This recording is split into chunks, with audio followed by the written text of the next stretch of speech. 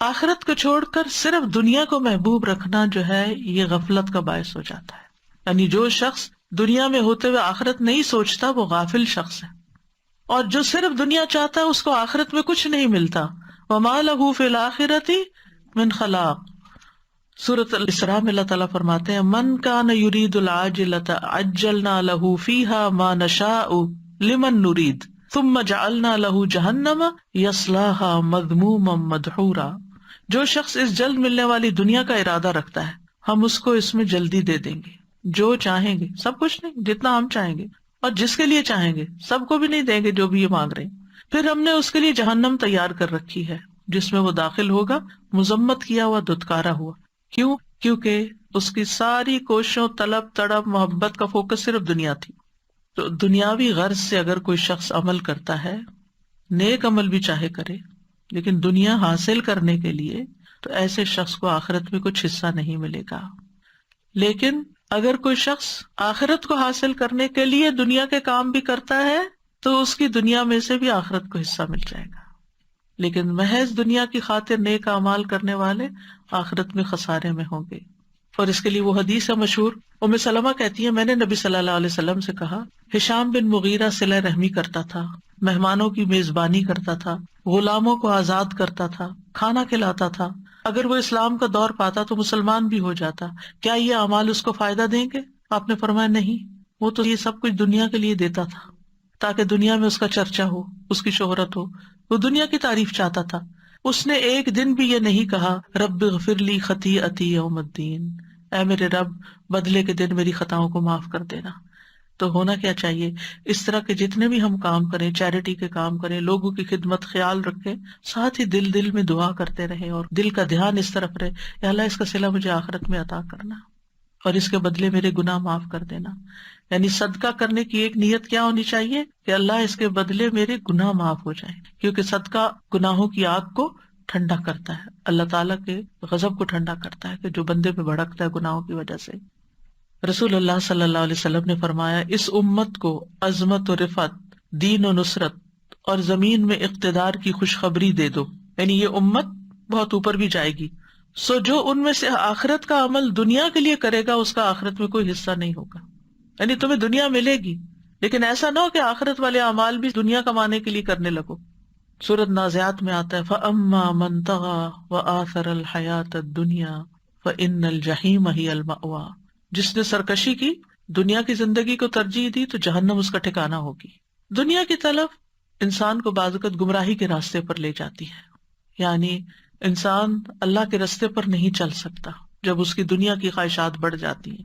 اور بعض اوقات وہ دنیا سے ایسی محبت کرنے لگتا ہے کہ آخرت کے بارے میں کوئی ذکر بھی کر دے تو اس کو برا لگتا ہے کہ آپ ہر وقت موت کی باتیں کرتے ہیں، جنت کی باتیں کرتے ہیں، جہنم کی باتیں کرتے ہیں. تو محض دنیا طلب کرنے سے آخرت کا نقصان ہو جاتا ہے، دل ٹیڑھے ہونے لگتے ہیں، نیت خراب ہونے لگتی ہے نا انسان کی.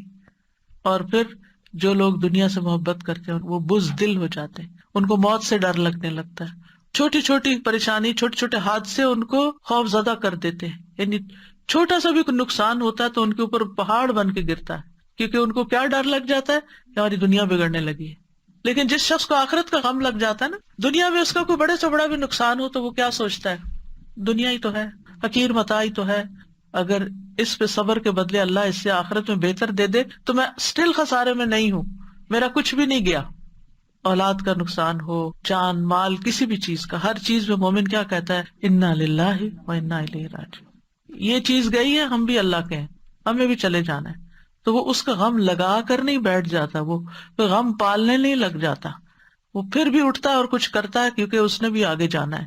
صرف جانے والوں کے غم میں روتے رہنا ہی عقل مندی نہیں، کیونکہ ہم نے بھی جانا ہے. وہ چلے گئے اپنا کما کے، ہمیں بھی کچھ کمانا ہے، تو اس وقت کو ادھر ادھر ضائع نہیں کرنا. پھر اسی طرح یہ ہے کہ دنیا کی حقیر چیزوں کے بندے نہیں بننا چاہیے. رسول اللہ صلی اللہ علیہ وسلم نے فرمایا ہلاک ہوا درہم کا بندہ، ہلاک ہوا دینار کا بندہ، ہلاک ہوا منقش چادر کا بندہ، یعنی زیب و زینت والے کپڑے کا شوق. اگر اسے مل جائے تو راضی، نہ ملے تو ناراض، اللہ سے بھی ناراض، بندوں سے بھی ناراض. یہ ہیں مال کے بندے. اللہ کرے یہ ہلاک ہو جائے، سر نگوں ہو کر گر پڑے، اگر اسے کانٹا چبھے تو کوئی نہ نکالے. نبی صلی اللہ علیہ وسلم نے ایسے بندے کے لیے بد دعا کی. ابن عباس کہتے ہیں اللہ نے دنیا کو 3 حصوں میں تقسیم کیا ہے، ایک حصہ مومن کے لیے، ایک حصہ منافق کے لیے اور ایک حصہ کافر کے لیے۔ وہ کہتے ہیں مومن آخرت کے لیے زیادہ راہ لیتا ہے، یعنی مومن جتنی دنیا اس کے پاس زیادہ آتی ہے اتنی وہ آخرت بنا لیتا ہے۔ منافق اس دنیا سے دنیا کی زینت اختیار کرتا ہے، یعنی منافق کے پاس جب مال و دولت آتا ہے تو وہ کیا سوچنے لگتا ہے، اور زیادہ گھر کی ڈیکوریشن کیسے کر لوں، اور زیادہ لباس مہنگا کیسے خریدوں، یعنی وہ اپنے مال کا ایک بڑا حصہ صرف دنیا کی زیب و زینت میں ہی لگاتا چلا جاتا ہے۔ اور کافر خوب عیش کرتا ہے، بس دنیا اس کے لیے عیش و عشرت کا مقام ہے، دنیا اس لیے کماتا ہے تاکہ دنیا میں عیش کر سکے۔ اور آپ اپنے آگے پیچھے دائیں بائیں ہر طرف دیکھتے ہیں کہ لوگ بہت سا کام، بہت سی محنت کیوں کرتے ہیں، تاکہ ایک لگژوریس لائف گزار سکیں۔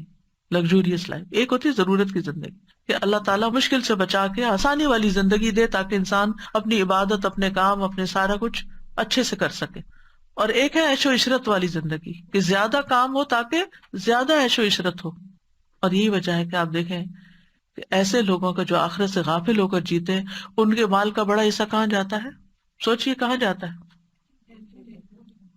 انٹرٹینمنٹ، یعنی کھانا صرف ضرورت کا کھانا نہیں، بلکہ کھانے میں ایسی چیزوں کا انتخاب جو صرف ایک زبان کا ٹیسٹ ہو یا ایک انٹرٹین کرتی ہوں۔ پھر اس کے بعد اوقات اگر فارغ ہیں تو وہ کس کام میں جاتے ہیں؟ ویکیشنز۔ اور ویکیشنز میں بھی ایسی جگہوں کا انتخاب جہاں نہ انسان اپنی نگاہوں کی حفاظت کر سکے اور نہ ہی اپنے دین کی حفاظت کر سکے۔ اور پھر اسی طرح لباس اور باقی چیزیں۔ تو مومن دنیا کی عیش و عشرت کے پیچھے نہیں ہوتا، وہ اپنے وقت کو قیمتی سمجھتا ہے۔ وہ اگر ویکیشن پر جاتا بھی ہے تو غور و فکر کے لیے وہ ایسی جگہوں کا انتخاب کرتا ہے کہ جہاں وہ جا کر اپنے ایمان میں اور اضافہ کر کے آئے، جہاں وہ کچھ نیا سیکھ کر آئے۔ یعنی مومن کے لیے کہیں ویکیشن پہ جانا منع نہیں ہے، بلکہ کہا گیا سیرو فی الارض، زمین میں چلو پھرو، دیکھو کیسے ہوا پچھلی قوموں کے مجرموں کا انجام، چلو پھرو اللہ کی نشانیوں پر غور کرو۔ ایسی ویکیشن منع نہیں ہے، کیونکہ اس میں ہم کس کے لیے حصہ لے رہے ہیں؟ آخرت کے لیے حصہ لے۔ لیکن اگر صرف عیش و عشرت، جیسے وہ لوگ جن کے دل اللہ کے خوف سے خالی ہوتے ہیں، وہ ایسی جگہوں پر زنا اور شراب اور ہر طرح کے حرام کام کرنے کے لیے ان کو کھلی چھٹی ملتی ہے، تو اس چیز کی پوچھ ہوگی، اس پہ پکڑ ہے۔ اور ایک اور بہت سوچنے کی بات، وہ کیا؟ مالک بن دینار کہتے ہیں آپ دنیا کے لیے جتنا غم کریں گے اسی حساب سے آپ کے دل سے آخرت کی فکر نکل جائے گی، کیونکہ ایک دل ہے نا، آپ نے اس میں کیا بھرنا ہے۔ اگر دنیا کا غم بھر لینا ہے تو آخرت کا غم نکل جائے گا۔ جتنا جتنا دنیا کا غم بھرے جا رہے ہیں آخرت کا غم نکلے جا رہا ہے۔ اور اگر آپ آخرت کا غم لگا لیں گے تو دنیا کا غم نکلنا شروع ہو جائے گا۔ دنیا کے غموں سے نبٹنے کا یہی طریقہ ہے، ورنہ یہ دنیا اپنے ہر اچھے برے طریقے سے آپ کو غمگین ہی کرتی۔ بہت ساری نعمتیں مل جائیں وہ بھی غمگین کر دیتی ہیں کہ یہ پرانی ہو جائیں گی، یہ ختم ہو جائیں گی۔ ان چیزوں کا ملنا بھی غم۔ اولاد مل جاتی ہے تو یہ تھوڑی ہوتا کہ صرف آپ خوش ہوتے ہیں، جتنے خوش ہوتے ہیں نا اسے 10 سے زیادہ فکر کرتے ہیں اور غمگین بھی ہوتے ہیں۔ اسی طرح مال، کوئی دنیا کی کوئی بھی چیز لے، ہے جو گھٹیا، ادنا، کم تر، تو پھر اس کی کوئی بھی چیز غم، رنج، فکر، کانٹوں سے پاک نہیں ہے۔ یہاں ہر چیز کے ساتھ مسائل ہیں۔ تو اس لیے پھر انسان آخرت کا فکر لگا لے، آخرت کا غم لگا لے۔ اور جب آخرت کا غم ہوگے تو انسان کہے گا یہ دنیا کا یہ 4 دن کی بات ہے مشکل وقت، گزر جائے گا، نکل جائے گا، ختم ہو جائے گا۔ دنیا میں نہ کوئی بیماری ہمیشہ رہنے والی ہے، نہ کوئی مسئلہ ہمیشہ رہنے والا ہے، نہ کوئی بھوک افلاس ہمیشہ رہنے والا ہے، کچھ بھی ہمیشہ رہنے والا نہیں۔ یہ سب کچھ موت کے ساتھ ختم ہو جائے گا۔ لیکن موت کے بعد کوئی مسئلہ پیش آ گیا تو آپ اکیلے ہیں بھگتنے کے لیے، وہاں کوئی ساتھ نہیں، اور وہ ختم بھی نہیں ہونے والا۔ وہ پھنس گئے مصیبت میں۔ ایک جنازہ جا رہا تھا تو آپ نے فرمایا مستریح و مستراح، مستریح یا راحت پانے والا، مستراح جس سے راحت پائی جائے۔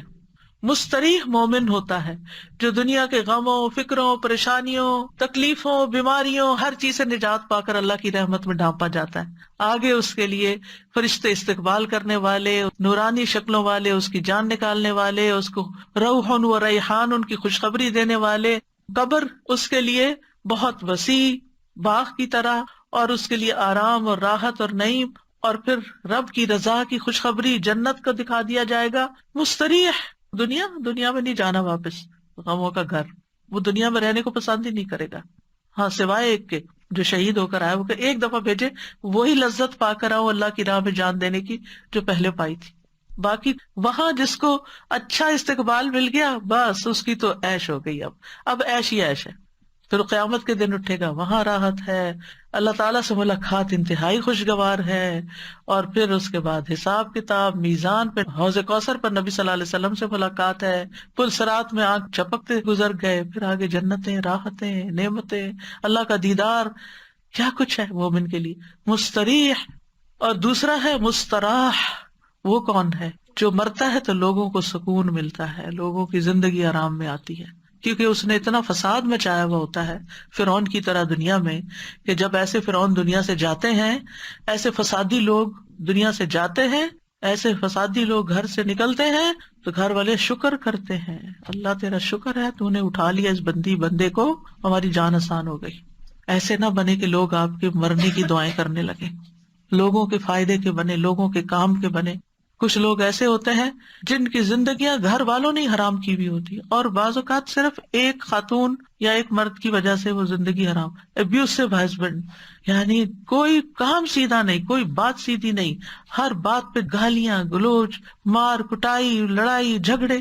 آپ یقین کریں اس وقت روزے سے ہوں، یعنی شاید ہی کوئی دن یا پھر شاید ہی کوئی ویک ایسا جاتا ہے کہ جس میں اس قسم کی باتیں نہ سننے کو ملے، کہ جس میں خواتین اپنے ہسبینڈس کی برائیاں اور ان کی تکلیفیں، یا ساس کی برائیاں، یا کسی اور کی، یعنی لوگوں نے لوگوں کو ہی دکھی اور پریشان کر کے رکھا ہوا ہے، لوگوں نے لوگوں کی زندگیاں حرام کی ہوئی ہیں، گھر میں لڑائیاں، بچوں کی طرف سے پریشانیاں.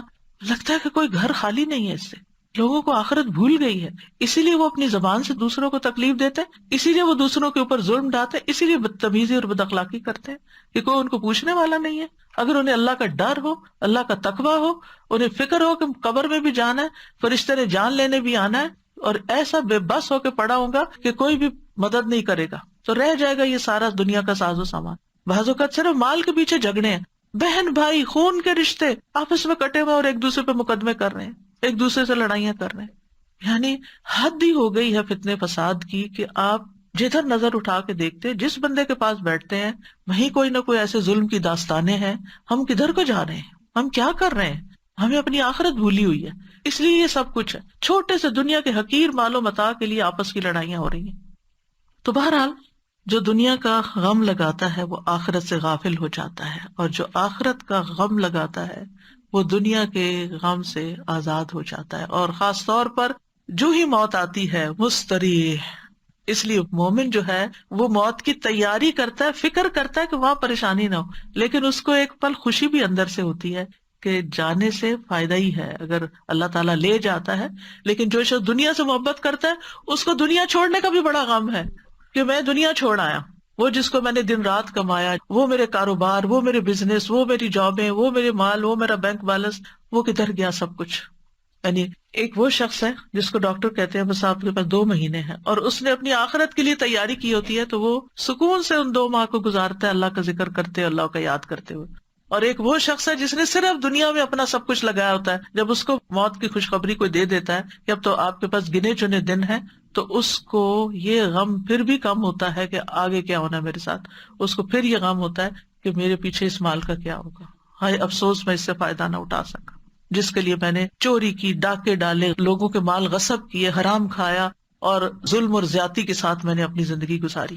تو اس لیے ابھی وقت اور مہلت ہے ہمارے پاس، ہم اپنے رویوں کو ٹھیک کر لیں، ہم صبر سے کام لیں، ہم اپنے اخلاق کو اچھا کر لیں، اور ہم اپنی آخرت کو کسی قیمت پر نہ جانے دیں.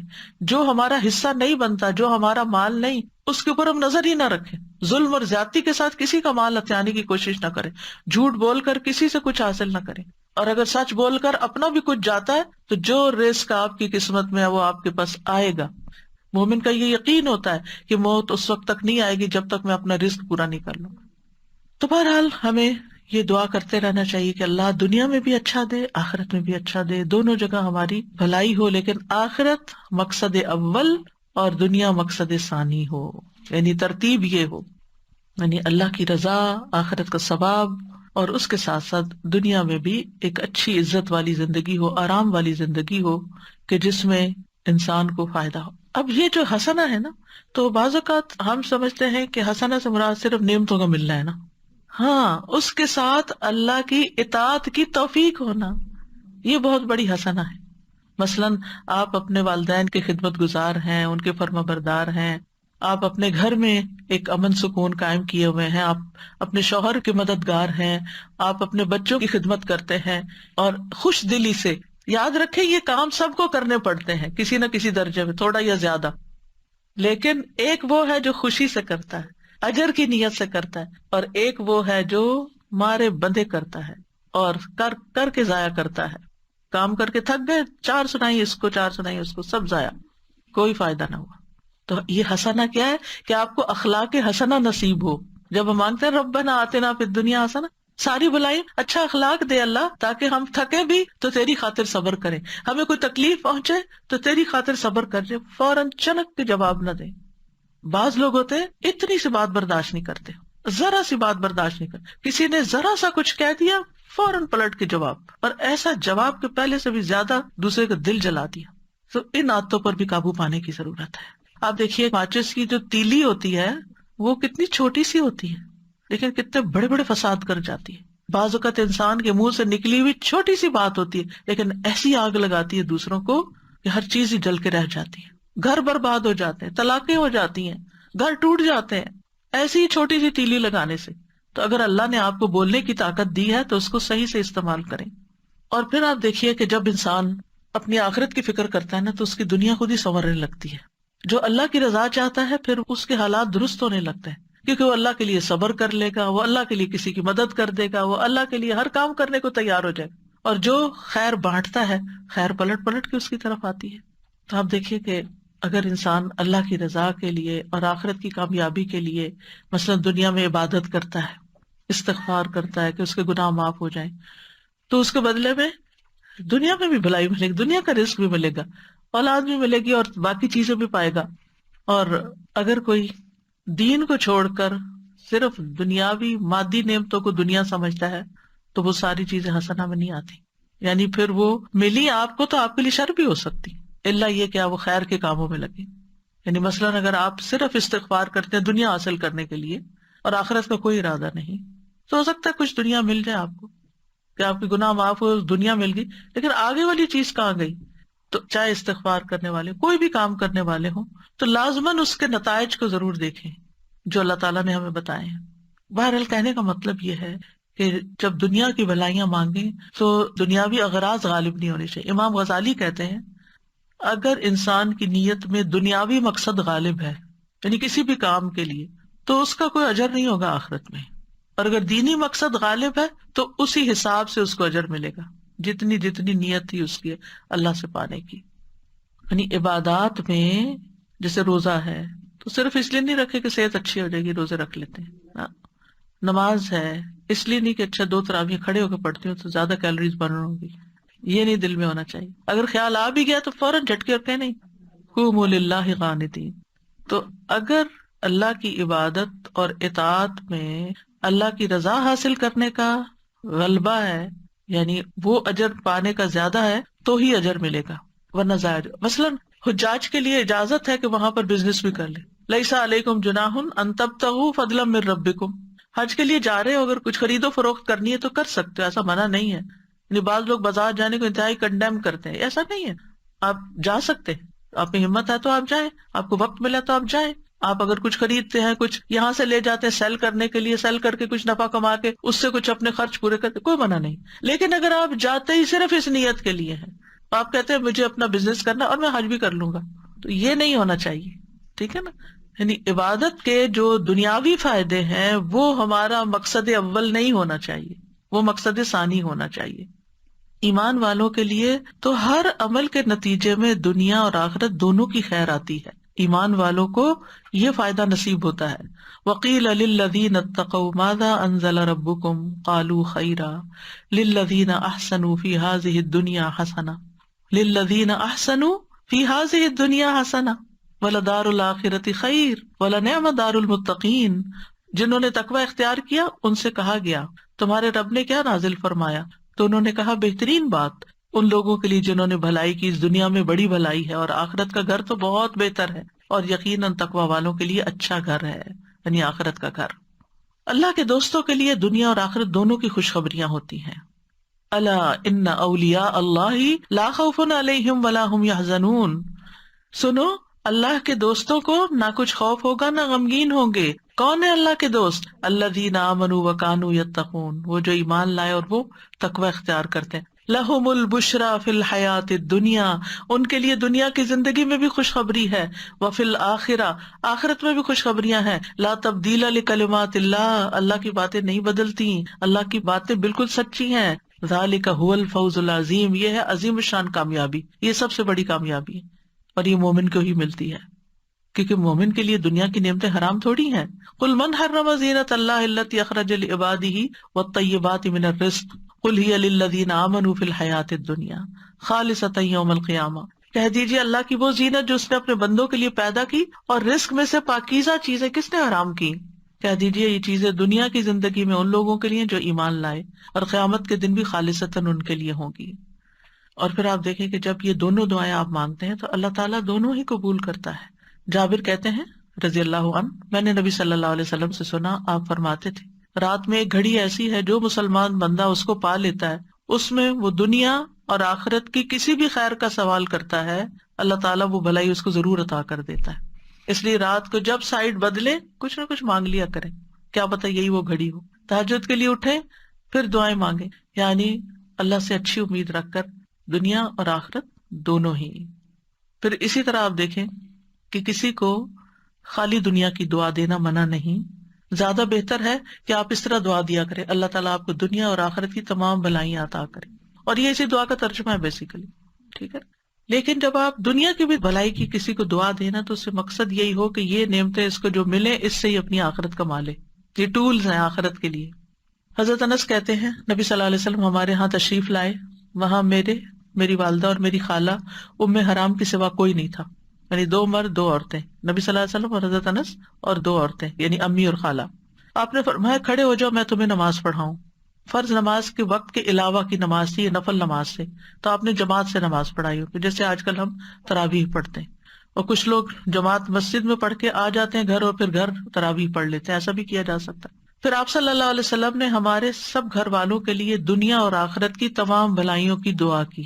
یہ آپ کی سنت، آپ کا طریقہ ہے نا، کسی کے گھر جائیں تو اس گھر میں آپ اس طرح نماز بھی پڑھ سکتے ہیں اور گھر والوں کو دعا بھی دے سکتے ہیں۔ اس کے بعد میری ماں کہنے لگی اللہ کے رسول صلی اللہ علیہ وسلم یہ آپ کا چھوٹا سا خدمت گزار ہے، اس کے لیے خصوصی دعا کریں، یعنی حضرت انس۔ تو آپ نے میرے لیے ہر بھلائی کی دعا کی، میرے لیے آپ نے جو دعا کی اس کے آخر میں یہ تھا اللہم اکثر مالہ و ولدہ و بارک لہ فیہ، اے اللہ اس کا مال اور اس کی اولاد زیادہ کر اور اس کے لیے ان میں برکت ڈال دے، یعنی صرف دنیا کی یہ 2-3 چیزیں مانگی۔ تو یہ دعا دینے کا طریقہ بھی آنا چاہیے، یعنی دوسروں کو ہم سب سے بہترین تحفہ جو دے سکتے ہیں وہ دعا کا تحفہ ہے، اور دل سے دینی چاہیے، صرف تکلفاً اور رسماً نہیں ہونی چاہیے۔ اور پھر یہ کہ دنیا اور آخرت کی ہر بھلائی کی دعا کرنی چاہیے، اور اس کے علاوہ کوئی خاص دعا آپ کسی کو دینا چاہے تو وہ بھی دے سکتے ہیں۔ اب دنیا کی بھلائی میں کیا کیا چیزیں شامل ہیں خاص طور پر، یعنی پہلے کچھ اس کا ذکر تو ہو چکا ہے اجمالی طور پر، لیکن اب ٹو دا پوائنٹ چند باتیں کروں گی۔ سب سے پہلے یہ کہ سب سے بڑی دولت اور نعمت دنیا میں اسلام ہے، دین ہے۔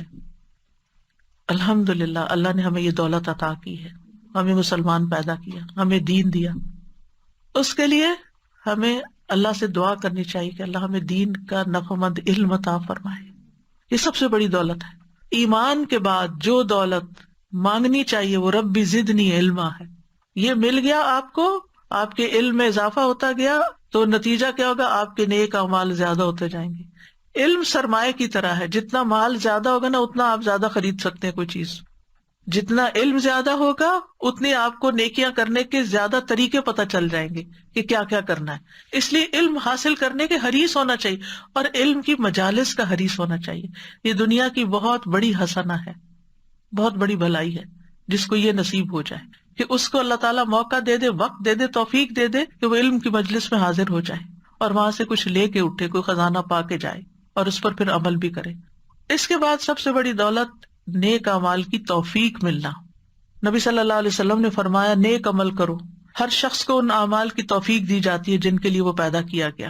جو شخص نیک ہوگا اسے نیکوں کے عمل کی توفیق ملی ہوتی ہے، اور جو بدبخت ہوتا ہے اسے بدبختوں کے عمل کی توفیق ملی ہوتی ہے.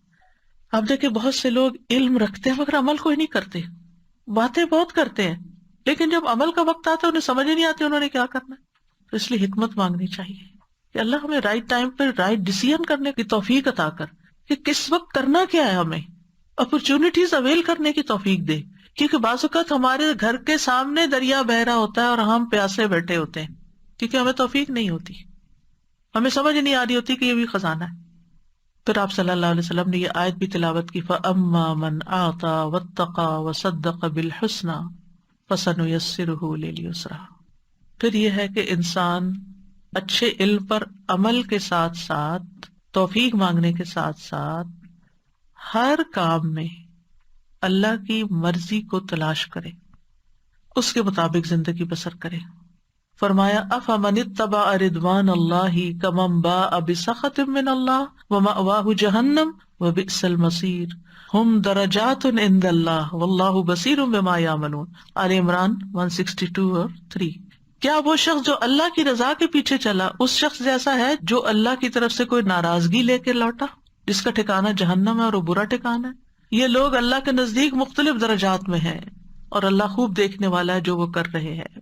پھر نعمتوں کو صحیح استعمال کرنے کی توفیق مانگنا کہ اللہ جو تو نے دیا ہے اس کو مجھے اچھی طرح برتنا بھی نصیب فرما. کیونکہ کچھ لوگوں کے پاس بہت کچھ ہوتا ہے انہیں سمجھ ہی نہیں آتی وہ کہاں خرچ کریں، وہ ادھر ادھر پھینکتے رہتے ہیں، فضول چیزوں پہ خرچ کرتے رہتے ہیں، گھر میں بیکار کی چیزیں خرید کر لے آتے ہیں جسے کوئی استعمال نہیں کرتا، ردی کی ٹوکری میں جاتی ہیں یا ایسی جگہ پر جہاں کوئی بھی ان کا خریدار نہیں ہوتا.